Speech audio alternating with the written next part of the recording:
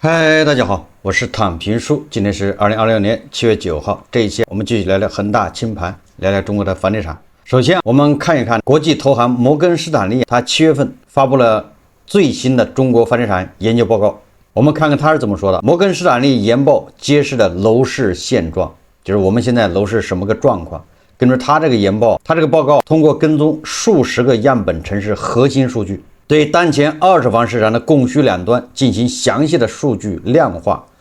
那根据这个研究结果显示，6月份全国45个重点城市中介门店到访量环比下降 16%， 而 94% 的样本城市二手房挂牌价环比下跌。这就是摩根士丹利它得出主要结论，那就是6月份无论二手房这个带看量下降 16%， 环比挂牌价环比也在下降。说6月份摩根士丹利跟踪的样本城市中，有 94% 的城市二手房挂牌价出现环比下跌，基本上就它跟踪的城市基本上都在下跌房價。從研報提供的長期歷史數據來看，二手房市場的價格波動呈現出明顯的階段性特徵。在2016年至2017年中期，上漲城市佔絕對主導地位，佔比高達 95%。然而自2021年11月起，下跌城市佔比開始穩定在 90% 的高位水平，也就是恒大暴雷以後，二手房下跌的城市那基本上都是 90% 以上，就一直這樣的。在2022年6月、2023年8月以及2024年10月三個關鍵節點，下跌城市佔比均觸及了 95% 的歷史峰值。2020年6月數據表明，整體價格環比跌幅為 0.5%， 與5月份持平，使得上半年累計同比跌幅達到了 2.6%， 一線城市相對穩健，環比微跌 0.1%。 摩根士丹利在報告中指出，在即將進入的傳統銷售淡季中，就接下來就是淡季了，較低的掛牌價格可能會對最終實際成交價施加進一步的下行壓力。機構預計3季度房價環比跌幅可能會出現一定程度的加速。摩根士丹利認為，第三季度7、8、9這3個月，很多地方二手房價格會加速下跌。那這跟咱們以前說的差不多，因為7、8、9本來就是淡季，與往年同期通常出現的環比上升趨勢不同。今年6月，中介門店的到訪量出現了 16% 的環比下降，這就是先行指標，這就不好了。回顧今年上半年客流數據，春節後的2月份受積壓需求釋放等因素影響，中介門店到訪量曾錄得 50% 的環比大幅增長。然而，這一強勁的復甦勢頭並未在隨後幾個月中得以延續。5月份到訪量環比回落 5%， 至6月份跌幅擴大至 16%， 同比層面則基本保持持平。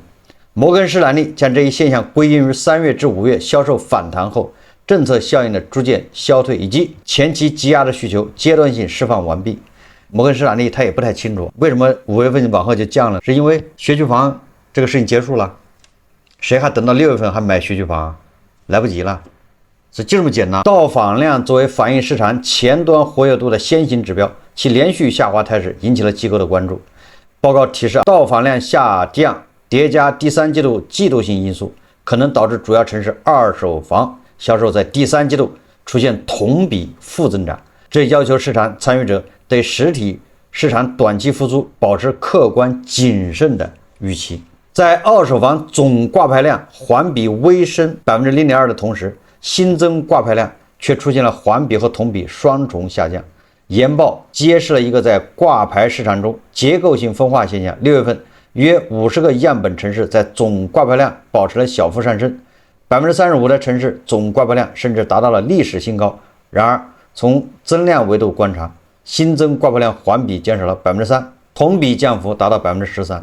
在所有樣本城市中，有 76% 的城市新增掛牌量呈現環比下降趨勢，這一比例高於5月份的 67%。新增掛牌量持續減少，反映出當前業主弱勢出售的意願在減弱。總掛牌量增加與新增掛牌量減少同時出現，說明市場當前存量觸化週期正在拉長。鑑於銷售復甦不確定性增加以及資金流的持續擾動，摩根士丹利他就建議這個對資本市場，就是股市、房地產股票要保持審慎，就現在還不是底部。根據摩根士丹利7月份的這個最新研報，大家知道了，最重要的，他的預判就是3季度這些城市的二手房價格恐怕要加速下跌。當然，這都是一家之言，大家參考。越來越多的數據顯示，這個二手房回暖、小陽春，但是央行公布的居民中長期貸款數據，這是一個月比一個月少，不僅沒增加，還在減少。那現在越來越多的數據顯示，這個就是因為大家全款買房導致的，就不貸款、不加槓桿。也是一家國際機構說得出結論，中國的消費者已經不加槓桿買房，不願意貸款買房，都是全款買，買得起就買，買不起就等，就這麼個態度。那今天我看一個數据，就是2020年6月，廣州二手房按揭買房比例45%，什麼意思啊？廣州的二手房只有45%的人是按揭貸款買房，這不說是你是按揭15%還是按揭30%還是50%，不說了。總之按揭的只有45%，那一些剩下55%都是全款買，這意味着超過半數的交易為全款支付。這個跟我的這種推測是差不多的。我覺得恐怕一半都不止，就70%、80%的人恐怕都是全款買，那就是把父母的、爺爺奶奶的、家裡親戚能动用的錢都动用了，全款買家。而且你像不論是北京、上海還是深圳、廣州，成交占2/3的都是總價在300萬以下的、200萬的房子，這就已經說明問題了。這個該比例較5月下降了5.8%，說深圳的趨勢更為明顯。2024年10月，深圳貸款買房比例是87.7%，此後持續走低。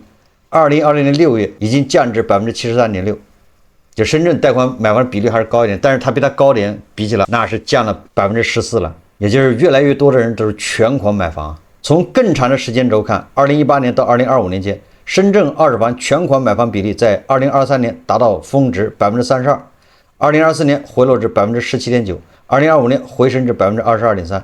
进入2020年一季度，全款買家占比25%，延續了2025年以來回升勢頭，已逼近2023年的歷史高位。細分來看，在成交總價200萬以下剛需小戶型中，全款購房比例更高，達到34%，即每3位此類購房者中就有1位選擇全款支付。這是深圳，實際上不光是廣州和深圳，全國都一樣，北京、上海也是這樣子。不願意背貸款的唯一原因就是沒有信心，30年的貸款，一個月還7000、8000的固定的，他受不了。工作不固定，收入不固定，但是你貸款是固定的，所以大家咬咬牙，能全款買就全款，买不了他就等。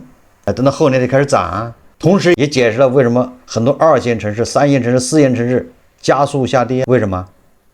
因為這些城市的家人他手上有2套房，趕緊就賣，把那套房賣掉，攒錢，把这錢他只有割肉砸盤出貨，把这錢出來給在北京、上海、深圳的這些下一代，給他們為自己的孫輩買學區房，就這麼個事，也沒有什麼新鮮的。經濟學家喜歡把這玩意搞得特別玄乎。你這麼一解釋，你就發現了為什麼北京、上海二手房為什麼火，深圳的其他城市二手房價格都狂跌，北京、上海的二手房價格其實也在跌。你別看它成交在漲，其實價格在跌，以價換量，這個是主基調。只有極少數地方的房子說它沒跌，基本上都在跌。那如果說你今年沒跌不要緊，明年後年你還能扛得住嗎？因為這是學區房，為了孩子上學買房。為什麼說明年後年扛不住？這都是有數據的，不能這個胡說八道。教育部公布25年幼兒園減少2.14萬所，在園幼兒減少358萬人。7月6號，教育部公布了2025年全國教育事業發展統計公報。根據這個公報，幼兒園關門2.14萬所，2024年全國有幼兒園25.33萬所，2025年全國有幼兒園23.19万所。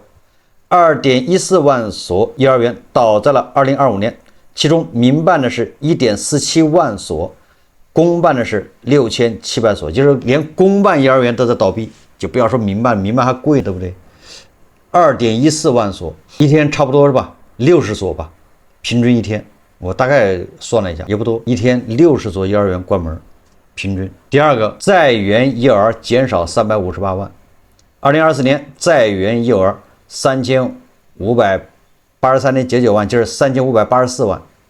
2025年在園有3226萬，在園減少了358萬。那這個趨勢已經出現了，對不對？每年都要減少幾百萬的幼兒。那你想，這個也就是現在買學區房的，現在上幼兒園的，剛入園的是吧？好，3年以後他是不是就要買學区房？因為3年以後他就是上1年級，他就得選學区，幼兒園無所謂。那你選學區就買學区房，買學区房3年以後，假如還有學區房這概念，那你買學区房的小孩就少了，這是不是不利因素？我們就不說這個家長現在已經開始祛魅了，什麼孩子非要上什麼學区、什麼名校無所謂了，反正上名校也就那樣。那這樣的情況下，是不是對學区房壓力越來越大？它是不利的因素，小孩就少了，你扯什麼？再加上家長的想法一变，那這個学区溢價就沒了，這就是現在的趨勢，是吧？如果把這些東西你要想明白了，你就知道未来房價它是什麼一個演变過程。財經網它今天一篇報道，叫上半年全國賣地量價齊跌，也就是2020年上半年全國來看賣地不僅是成交量跌了，價格也跌了，叫量價齊跌。我们看他怎麼說的。他說2021年3季度房地產行業流動性危機爆發，此後樓市持續低迷，民營開發商大多喪失拿地能力。過去逾4年，全國宅地出讓規模逐年萎縮，成交均價一度在2025年小幅回升，就2025年這個土地的價格小幅回升，但在2020年上半年又重回跌勢。據中指研究院統計，上半年各地供地延續2023年以來的控增量、去庫存導向，全國300城總共推出宅地 1.6 億平方米，同比減少 20.7%。這一降幅較2025年全年 18.7% 擴大2個百分點，也就是2020年上半年住宅用地成交比2025年上半年同期那跌幅還擴大了，加速下跌啊！一名上市央企投資負責人告訴財新網，2020年前4個月，核心城市普遍壓減當期供地數量，優質土地供應尤為稀缺，大部分房企因無地可拿而出現階段性斷貨。進入5月、6月，為保障持續運營，房企補倉需求迫切，就是房企得幹活啊，那要不然1年你一個項目都不做，那不就放假了嗎？房企得幹活，所以說他怎麼着他也拿塊地。但是有很多房企就沒拿地，所以說他們着急，5、6月想拿地，拿地意願轉強。部分核心城市政府發現市場情緒升溫後，順勢推出優質地塊。這名央企投資負責人稱，地方政府的供地策略初見成效，年中至今，多個城市土拍氛圍確實明顯激活。也就上半年不行，那6月份一過，現在7月份。很多地方政府覺得有些房企手上沒貨，你下半年或者明年你沒活幹了，所以說現在推出優質地塊，這些房企又跑去搶。科爾瑞發布7月8日的這個報告指出，2020年2季度50個重點城市的土地供應面積2657.9萬平米，環比增加約 63%， 其中6月推地1046萬平方米。創下上半年供應規模峰值。這是財經網它報道的上半年全國賣地量價齊跌，這實際上也說明了房地產目前什麼個形勢？春江水暖鴨先知。當開發商不急於去拿地的時候，對吧？要不賣地量價齊跌呢？量價齊跌就說明開發商拿地不積極嘛。上半年總體上，那就說明開發商對未來還是比較謹慎的。我們再看看過氣網紅城市杭州，今天我看到截然相反的2種對杭州樓市的描述，恰恰他們好像都是看的角度不一樣。首先是中國房地產報，它有篇報道說，新房價格4連漲，二手房成交超4萬套，杭州樓市韌性凸顯。這是官媒中國房地產報，他怎麼說的呢？他說杭州樓市交出了一份穩中向好的成績單。2020年上半年，新房市場方面，杭州累計成交了26,210套商品房，虽同比去年上半年29,774套下降了 12%， 但價格卻呈現上漲態勢。高端改善市場亦表現強勁，總價2000萬以上新房成交480套，創下歷史新高。二手房市場同步放量，杭州我愛我家數據顯示說2020年上半年杭州市累計成交 4.67 萬套，為近5年同期第2高。剛需群體在以價換量中加速入場，土地市場熱度持續。杭州10區社宅用地出讓金481個億，規模位列全國第2，僅次於上海。綜合來看，杭州樓市持續向好，市場韌性進一步凸顯，豪宅成交創新高。2020年上半年，杭州新房市場活躍度不斷提升，全市累計開盤239次，推出房源11458套，其中核心高端項目成為激活置換市場的關鍵力量。杭州西湖雲莊首開備案均價15.43萬元，萬朝九序備案均價突破10萬元每平米。奧印世紀軒首開86套房源，開盤當日實現銷售20億元，去化率超過90%。當下杭州高端住宅熱度持續走高，高淨值客戶認可度較高，核心賣點集中在產品品質與地段價值。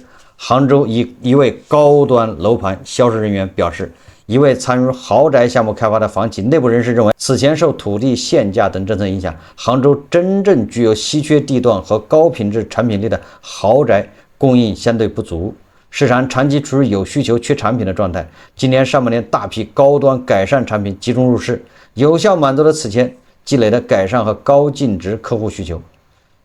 中指研究院統計說，2020年上半年杭州總價2000萬元以上新房成交480套，3000萬元以上的成交163套，5000萬元以上成交57套，創下近10年同期新高。從豪宅來看，对吧？这感覺好像杭州沒有任何問題。這是中國房地產報報道的，高端豪宅熱銷，背後是杭州產業紅利催生的全新購買力群體，這就是科技新貴，咱就不說了。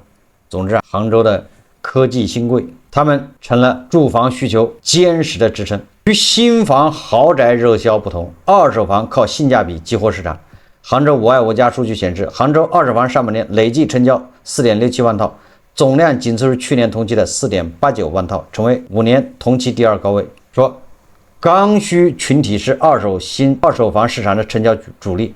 從成交面積段看，60到90平方米及90到120平方米佔據市場60%份額。從價格來看，總價300萬元以內房源成交超過70%，其中200萬元以內房源佔比51%，同比大幅提升14%；300萬元以上各價格段成交佔比全面下滑，800萬元以上高端房源佔比較去年同期下降1.5%。杭州我愛我家分析認為，低總價房源成交比例上升是市場主動以價換量的結果。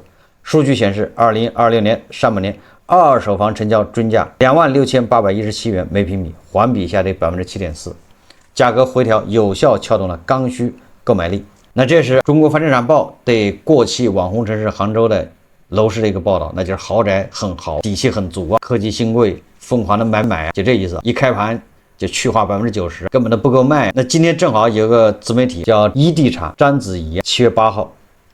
他說杭州奧體房東又開始砸盤了。他說杭州奧體的房價正在撕開杭州改善市場最殘酷的一面。前幾天誠品拋出一套146平米的洋房，850萬含車位成交，直接創下小區歷史成交新低。也有人砸盤，這套房子當年買入價接近777萬，車位另花45萬，本金合計822萬，如今看似平價脫手，那不是賣850萬嗎？他當初的成本才822萬呢。但是他說算上多年貸款利息、持有成本，實打實是虧損離場。對比今年4月誠品同戶型成交價，這套房子直接跳水100萬。要知道這可是洋房，為什麼？因為這個誠品業主自己都在論壇上說，這就是砸盤。就是這套砸盤房源直接攪動了小區裡所有業主的心態。此前有業主為了10萬元差價死活不肯鬆口，眼見這套低價成交，也只能破房讓步。如果說二手房掛牌價降價還算是有商有量，法拍市場就直接掀桌子了。前幾天時代奧城一套144平米房源法拍落追價676萬，單價僅4.7萬，去年同戶型成交要900萬，這房子法拍一下就降了230萬，一年呢，中介都感覺到肉疼，默默把去年買房的客戶屏蔽了。也怕去年買房的人找他麻煩，对吧？900萬買的，現在法拍價只有676萬。再早之前，奥体红盘叫創世紀，一套139平米帶車位房源以800萬元成交，單價跌至5.8萬。去年同等戶型同樓層房源最高能賣到950萬，這一下就跌了150萬，一时间就1年时间，单套房源直接蒸发150万。接连几套低價成交砸在奧體核心，業主直言不可思議，但毫無辦法。朋友說，最近奧體的幾套成交衝擊力太大了，只要有人砸盤砸出新低，其他的人对吧？这叫囚徒效應，对吧？那看誰跑得快，你不賣，那別人賣，因為買的人少。奧體的價格塌方還只是改善盤，杭州老牌頂豪同樣沒能扛住這波調整。南新橋經典高端住宅金色海岸，一套法拍房2拍成交，總價1813萬，單價約4.8萬。而僅半年前，同棟樓同面積的高層房源成交價高達3199萬，單價8.4萬，這直接腰斬，半年就腰斬了，這太嚇人了。短半年，2套房源總價相差1386萬，樓層高低、景觀差異已經不足以解釋如此巨大的差價。就是豪宅，你看這豪宅扁的，豪宅一樣的會腰斬。二手房持續降價踩踏的同時，杭州高端新房市場也結束了短暫的回暖行情。剛才這個中方報可不是這麼說的，對吧？中方報剛才說的都是豪宅，新房豪宅是非常火，但是這個一地產說高端新房市場也已經回調了。經歷1個多月的熱度回升後，杭州改善新房行情明顯見頂，去化速度顯著放緩。朋友告訴子怡，杭州高端開發商愁得要薅頭髮了，連頂豪都開始搞分銷。你看看，剛才中方報可不是這麼說的，對不對？那開盤去化率都90%幾，一開盤就沒了，都90%幾。現在你看章子怡說，他說他朋友說杭州高端開發商愁得薅頭髮，為什麼？連這種頂級豪宅都要分銷，說瘋狂連環 call 客戶。中海萬朝九序第3次開盤，2周過去，以晚簽數為0。中海另一豪宅海潮九序入市節奏持續擱置，到現在也沒能開出來。世紀城的保利天君6月12日領出28套房源預售證，近1個月過去了，僅晚簽了3套。剛才可不是這麼說了，剛才說那些都是90%的去化率。開發商在虧更多和可能不虧之間賭上了後者。有意思的是，2級市場哀鴻遍野，土地市場卻是另一番景象，就是豪宅賣不掉，但是土地市場只是在搶。前2天世紀城一宗土地拍賣，一共拍了98輪，最後保利發展以樓面價4.81萬每平米拿下，總價46億，溢價率26.7%，寧可頂上世紀城修邊大師的稱號，也要把地拿下。6月底的濱江寶南地塊更瘋狂，開發商拍了243輪，最後招商以61億總價競得，樓面價51577元每平米，溢價率79%，也瘋了是不是？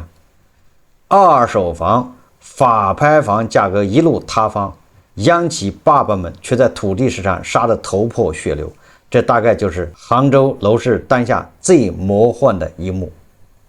一邊是業主虧本離場，一邊是央企高價拿地，一點都沒覺得房子賣不動。你看，同樣是過氣網紅城市杭州，一個是中方報報道，那是穩中向好。那這個一地產說的在砸盤出貨，我記得前2天咱們也報道了，就另外一個媒體說的，杭州楼市也在砸盤出貨。二手豪宅業主的現在焦慮，應該是昨天還是前天節目聊的，二手豪宅業主焦慮，因為他的房子價格不以人的意志為轉移的吧，腰斬。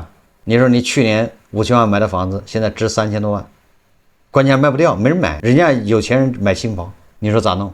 這就是咱們當下樓市的現狀。所以簡單的說，你当下有钱人買房也是全款，牛馬韭菜買房也是全款，有钱人買豪宅越新越貴的，大家可能買牛馬呢就買那老破小200萬的，但是大家不約而同都是全款買，有錢就這麼個情況。但是豪宅你好到什麼時候呢？央企就這麼搶地溢價買，買完之後你看他拿地價都5.8萬了，那房子怎麼得賣10幾萬？賣給誰呢？杭州哪來的那麼多科技新貴呢？這科技新貴它怎麼貴呢？不就是你有好多韭菜讓他割嗎？是吧？他得去資本市場割韭菜，要不然他哪來那么多錢？所以说来说去，資本市场的這些金融消費者韭菜用他們的鮮血滋養的豪宅，你應該這麼理解。所以他們才有底氣去買新的豪宅，他不會買二手豪宅，雖然便宜，人不買，要買就買新的。我們再看杭州，這上海來說，根據上海媒體報道啊，截止到7月8號，上海7月份二手房成交5881套，大概平均一天700套了吧？你看，這是在穩步下降。從3月份的一天1100套，平均到了4月份1000套，5月份呢變成900套，6月份就變成800套，7月份現在平均就是700套了一天。你看穩步下降，二手房這裡面恐怕算了車位，可能比去年同期還是要高的，就上海啊，比去年7月份成交還是要多的，但是它這種下降也是明顯的。好，我們這期節目就聊到這裡，感謝大家收看。如果喜歡我的節目，歡迎訂閱、點讚、評論，謝謝大家。